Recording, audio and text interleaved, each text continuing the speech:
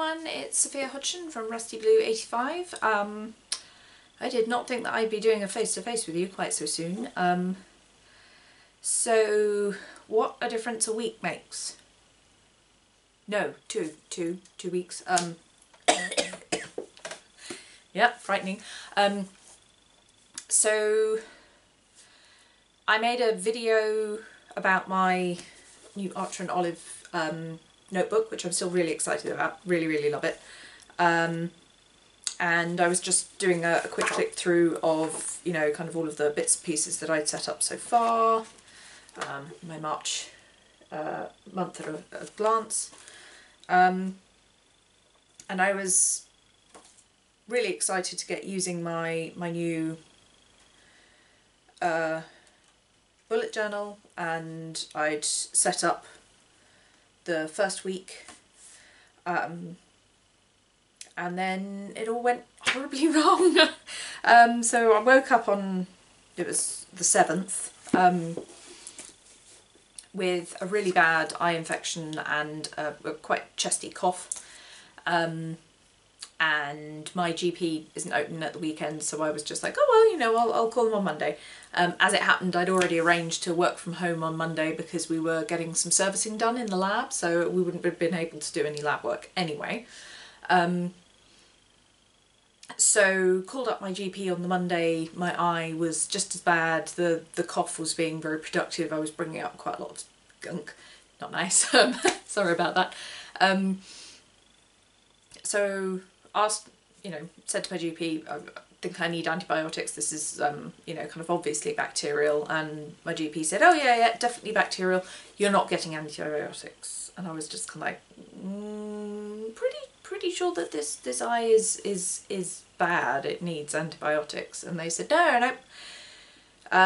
We recommend that you self-isolate for the rest of the week, and you know, it's bacterial, it's not COVID-19, so you don't need to worry about it, and you know, just go back to work next Monday.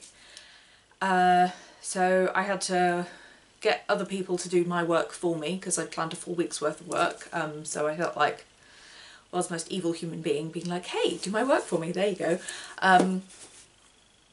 Having said that, I spent the entire week just exhausted, totally and utterly unable to do anything useful. So I wouldn't have been any use at work anyway. But, you know, having asked the GP, you know, do I need to be on antibiotics? And they'd said no. Come Thursday, I was, you know, the chest, the bacterial upper respiratory infection that I had totally cleared up, but my eye was still really bad.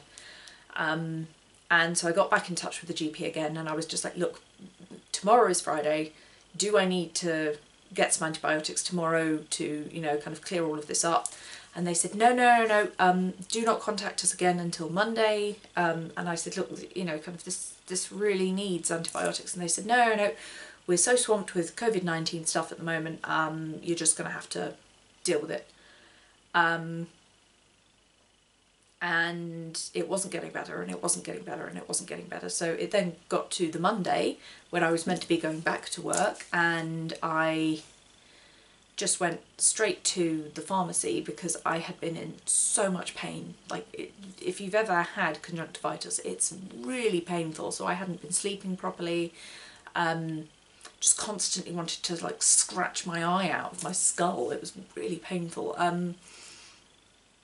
And pharmacist was just kind of like, oh, you know, what advice were you given? And I was just kind of like to clean it with recently boiled water, just to, you know, kind of get rid of the pus. And he was just kind of like, you weren't told to, you know, boil everything that comes into contact with it, like your bed linen's supposed to wash it at 60. And I was just like, no, wasn't told that. And he was just like, right, your towels, have you been washing them at 60? And I was just like, no, wasn't told that. And they was just like, right, okay, well, it's probably obvious why you've been, you know, why it's been continuing on, because you're just reinfecting yourself. So your bed linen is covered in all of this bacteria, which is then just, you know, kind of going back in your eye.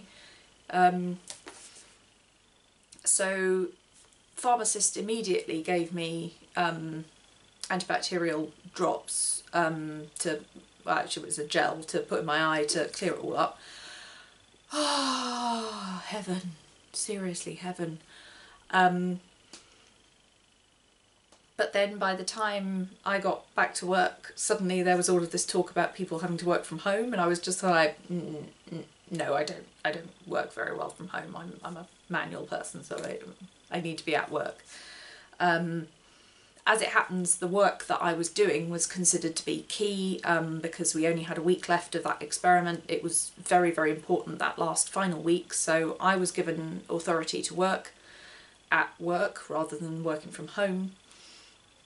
So the whole of last week, I've just been at work, working my socks off. It's yesterday was a long one, didn't finish until 10. I'm exhausted, my skin is horrific, I'm just like covered in spots. But yeah, so next week will be my first week working from home, which is going to be weird. I don't like working on a computer all day, it's just not for me. So I'm going to have to adjust where, you know, kind of everybody else had already done that. Oh yeah, shopping. So my first shop after being ill,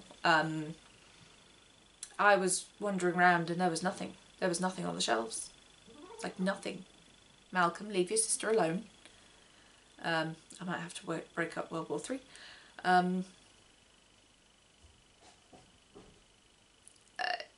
It was just weird, you know, kind of I work quite long hours, I live alone, so I can't just get somebody else to do my shopping for me. I don't have a, like I live in a very small one bed flat, and you know, I don't have anywhere to store food, so I have to go shopping on a regular basis to just kind of keep my fridge stocked. And as I was wandering around, I was just like, there is nothing on the shelves. Like, how am I supposed to feed myself when I'm doing these incredibly long days and I'm working incredibly hard, but there's no food.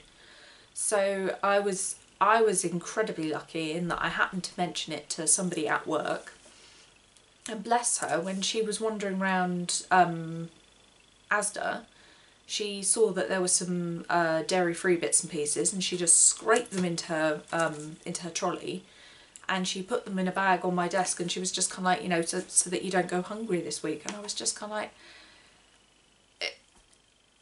I can't express how unbelievably grateful I was to my friend who did that for me. But at the same time, you know, kind of, why should key workers go hungry when, you know, kind of, I hate to point this one out, I live in Surrey. Surrey's full of all of these very rich footballers. Michael Gove is my local MP, and it's just kind of like, I can understand no food on the shelves in maybe rural areas where it's harder to get the deliveries out on a regular basis, but like, seriously, I am this far from London and there's no food. There's nothing. And as I said, I was just so lucky that my friend happened to, on her weekly shop, see some bits and pieces, and she was just like, oh right, Sophia needs some food, shove that into my cart, so that at least, you know, I was able to eat that week. It just, the world is weird right now. Yeah, so anyway, I just wanted to say I hope everybody else is doing well, they're not sick. I hope that you are able to find the food that you need. Please stay at home, unless it's for, you know, kind of essential going out for food, or if you have to be at work, or for your kind of daily walk or cycle or whatever it is that you're doing at the moment to keep yourself healthy. So, oh god, the main reason why I decided to start this like hour-long waffle is because so I normally set up a weekly layout, like, there we go. So normally I set up a weekly layout with a kind of to-do list at the bottom and like what I have to do in the lab on the day. But I think I'm going to start on dailies now because the guy that's our acting line manager at the moment, my line manager is on maternity leave, so we have somebody covering. Hello, baby. The cats don't understand why mummy's finally home because I've been working so hard this week.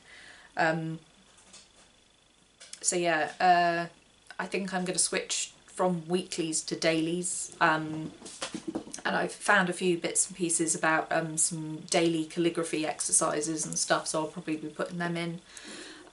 So yeah, I just bullet journaling I think is gonna be a bit weird this month. So I'm probably going to be doing a little bit of journaling every day and a little bit of can't talk. Oh God, I've hardly had any sleep. A little bit of calligraphy practice, stuff like that. But yeah, so do tell me in the comments below how you're doing during lockdown. I know that I am incredibly lucky that I was able to go into work for the first kind of true week of lockdown, so I'm behind everybody else, having to get used to the whole working from home, having a work area set up and trying to stop the cats from running across the keyboard, so that one will be entertaining. Also, I'm not feeling crafty right now. I don't know if that's just because I'm very, very tired with the experiment that we've just finished, or if it's the strange circumstances that we find ourselves in. We'll just have to find out. Sorry, the cats are having a bit of a run around at the moment. They've just eaten their lunch, so they're probably full of beans at the moment. So yeah, anyway, take care, be safe, and hopefully I'll have some videos up soon. Take care of yourselves. Bye.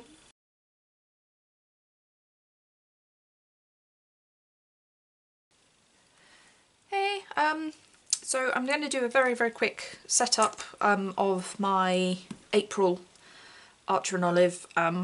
This will all be sped up in editing, and I'll play some music because obviously I don't really know what I'm doing. I'm not a bullet journalist, but just wanted to share with you my kind of thinking.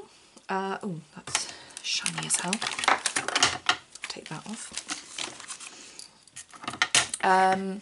So this is going to be my colour scheme for April. I wanted a kind of purple and holographic theme, so I've got all of my hollow bows, some purple and pink. That one's not hollow, it's silver, but it perfectly matches.